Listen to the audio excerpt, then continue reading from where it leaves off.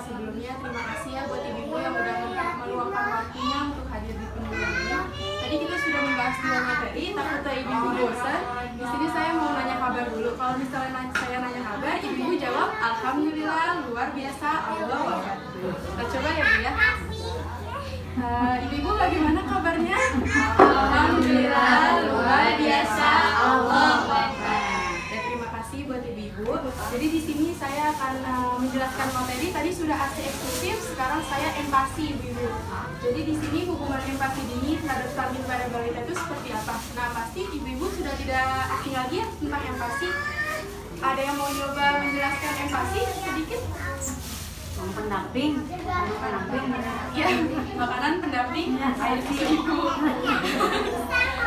Ya ibu, jadi empati ini kita kenal dengan makanan pendamping air susu ibu, yaitu makanan atau minuman selain ASI yang diberikan kepada balita yang di dalamnya terdapat kandungan zat gizi selama periode penyapihan. Nah, periode penyapihan ini makanan atau minuman yang kita berikan kepada bayi bersamaan dengan ASI ibu. Jadi tujuan empati ini meningkatkan zat-zat gizi kembali, zat-zat gizi dan energi yang dibutuhkan bayi, karena tidak selamanya ASI itu bisa menyanggupi kehidupan bayi selanjutnya ibu. Jadi kita harus berbarengan memberikan empati. Nah selanjutnya hubungan empati terhadap stunting pada balita itu seperti apa, bagaimana? Nah awalnya kenapa bisa terjadi stunting? Karena kita memberikan empati tidak dengan waktu yang tepat ibu. Jadi banyak di luar sana ibu-ibu yang memberikan empati di bawah umur yang seharusnya. Jadi umur yang seharusnya itu 6 sampai 24 bulan. Jadi waktu pemberian empati itu tepatnya pada usia ini, tetapi dengan melakukan berbagai penyajian, persiapan, serta pemberian makanan atau minuman tersebut. Karena pada usia tersebut kebutuhan bayi akan nutrien-nutrien untuk pertumbuhan dan perkembangannya tidak dapat dipenuhi lagi hanya dengan pemberian ASI. Jadi harus empati sendiri. Nah selanjutnya apa sih penyebab empati dini pada balita? Nah yang pertama ini diare ibu. Jadi diare ini sangat berdampak pada pertumbuhan linear yang ada pada balita. Jadi apabila balita sering membuang air besar di usia 24 bulan pertamanya, itu kita bisa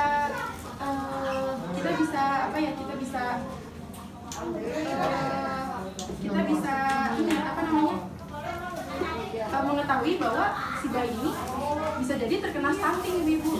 Jadi kalau misalnya 24 bulan pertamanya sudah diare terus, itu kita harus periksa ke dokter apakah ini adalah stunting atau bagaimana gitu. Terus yang kedua, ada gangguan saluran nafas dan gangguan pencernaan. Kalau saluran nafas itu kan biasa kita kenal dengan ISPA ya ibu. ISPA ini sangat berbahaya untuk bayi. Nah yang kedua ini ada gangguan pencernaannya, karena seperti yang kita ketahui bahwa pencernaan bayi itu kan belum sempurna ya, belum seperti kayak orang dewasa, jadi sangat rentan gitu. Terus yang ketiga ada alergi. Nah alergi ini kalau misalnya si ibu nggak tahu makanan yang diberikan kepada bayi itu alergi terhadap bayi, kan kasihan ya ibu, bayinya jadi gatal-gatal. Kalau misalnya orang dewasa alergi bisa kita kasih obat, tapi kalau misalnya bayi kan bahaya gitu. Karena sebenarnya bisa memberikan empati dini terhadap bayi. Misalnya buat kebutuhan bayi kayak diabetes, contohnya memberikan empati kepada buah hatinya itu sebelum umur yang 6 sampai 24 bulan ibu. Tapi itu tujuannya untuk meningkatkan berat badannya. Tapi harus dengan pengawasan dokter. Kita jangan sampai kayak anak ibu misalnya kurang berat badan, terus ibu dengan sendirinya kayak ya udahlah pasien aja, itu tidak boleh. Tapi kalau misalnya ada pengawasan dokter itu masih boleh. Resiko dari empati dini itu seperti apa? Ada jangka panjang, ada jangka pendek, ada jangka panjangnya ibu. Jadi jangka pendeknya ini mengurangi keinginan bayi untuk menyusui. Nah, jadi seperti mengurangi keinginan bayi untuk menyusui ini, sehingga frekuensi kekuatan bayi menyusui berkurang dengan akibat produksi ASI yang berkurang juga. Terus jangka panjangnya resikonya seperti apa sih? Nah, seperti obesitas dan stunting ibu-ibu. Jadi kelebihan dalam memberikan makanan adalah resiko utama dari pemberian makanan yang terlalu dini pada bayi. Jadi konsekuensinya pada usia-usia selanjutnya si bayi tersebut kelebihan berat badan dan akan menjadi kebiasaan makanan yang buruk. Nah tadi saya sendiri sudah menjelaskan ya apa itu empati, terus hubungan empati dengan stunting itu apa, terus penyebab, lalu resiko. Nah sekarang saya ingin bertanya buat ibu-ibu yang memberikan empati pada anaknya, itu seperti apa makanannya dan pada usia berapa? Ada yang mau coba? 6 bulan. 6 bulan. Oh, saling gitu ya? Iya. Kalau ibu-ibu yang sama. Nah, iya. Di sini saya coba jelaskan sedikit ya Bu, bagaimana pemberian empati yang baik dan benar. Di sini ada 3 tahap ibu-ibu. Yang pertama ada makanan bayi umur 0 sampai 6 bulan, makanan bayi umur 6 sampai 9 bulan, dan makanan bayi umur 9 sampai umur 12 sampai 24 bulan. Nah, kalau makanan bayi umur 0 sampai 6 bulan ini kita cukup pemberian ASI eksklusif saja ibu, jangan ada makanan apapun di dalam usia tersebut. Terus yang kedua ada makanan bayi umur 6 sampai 9 bulan. Nah, di sini ASI tetap diberikan, tapi pada umur 10 bulannya bayi boleh diperkenalkan oleh makanan-makanan keluarga secara bertahap ibu. Karena masa ini merupakan masa peralihan ke makanan keluarga, itu dari ASI ke makanan keluarga. Terus dalam usia 6 sampai 9 bulan ini kita berikan makanan seringan 1 kali sehari seperti bubur kacang hijau, buah, dan lain-lain. Nah, perlu diperkenalkan juga ya ibu dengan beraneka ragam bahan makanan keluarga seperti lauk pauk dan sayur-sayuran. Nah, selanjutnya tahap ketiga itu ada makanan bayi umur 12 sampai 24 bulan. Nah, di sini ASI tetap diberikan tetapi kita kurangi porsinya sedikit. Nah, terus tadi umur 6 sampai 9 kita makan diberikan 1 kali, di sini kita coba berikan makanan 3 kali sehari. Nah, 3 kali sehari ini variasi makanannya bisa diubah-ubah ibu. Jadi kayak nasi diganti dengan mie, bihun, roti. Nah, terus kalau misalnya lauknya yang tadinya hati ayam jadi telur, tahu, tempe, itu bisa diganti di usia sekarang, di usia yang 12 sampai 24 bulan. Lalu menyapih anak itu juga harus bertahap, jadi kita jangan langsung empati diberikan, ASI diberhentikan. Jadi tetap empati berjalan, ASInya dikurangi porsinya gitu. Mungkin cukup sekian ya ibu materi empati dari saya. Kurang lebihnya mohon maaf karena kurang pengetahuan saya juga. Mohon dimaafkan ya ibu. Kalau misalnya ada yang mau bertanya, boleh dipersilakan. Siapa yang bertanya?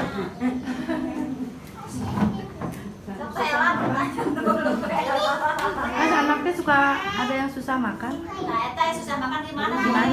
Udah Kecil ada, cuma ada makan.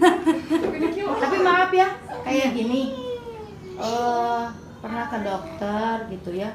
Dari ini teh disangkanya kurang gizi.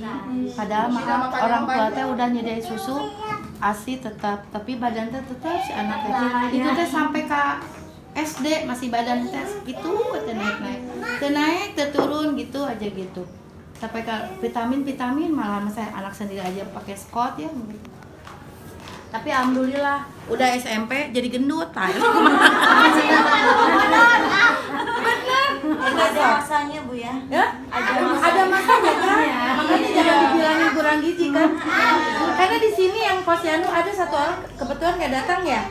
RT 3 anaknya Pak Jamihun, ini Jaki, itu badannya barusan aja ditimbang tinggi badannya 20,5 itu tingginya. Berat badannya barusan berapa ya, barusan saya 15 apa berapa, itu kecil. Sekarang usianya udah berapa, 4 tahun. Jadi nggak tinggi, badannya nggak ke samping, enggak kecil. Tadi ada, harusnya datang deh, barusan ada, barusan saya cek besar badan. Misalnya kurang gizi tapi enggak teh, saya mah lihat segini makannya banyak. daging. Nah itu ya makanya suka malu, makanya itu suka diwakil ke kelurahan, suka dikasih ada bantuan makan, kasih tambahan yang udah tinggal makan dari kelurahan gitu. Sebenarnya tadi ada orang tuanya. Sebenarnya kalau kayak gitu kita bisa lihat keturunan dulu kali ya, biar jangan langsung. Iya, kayaknya keturunan kalau Jadi faktor dari pengaruh. iya, mungkin tulang juga kan ya tulang.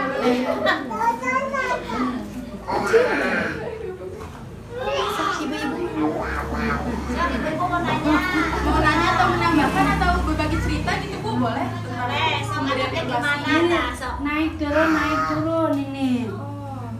Sering ini batuk, pilek, tapi kan ASI dari lahir cuma sampai 6 bulan lah gitu. Lepas formula dulu sampai 6 bulan, lepas memang formula dari lahir sih formula tambahin.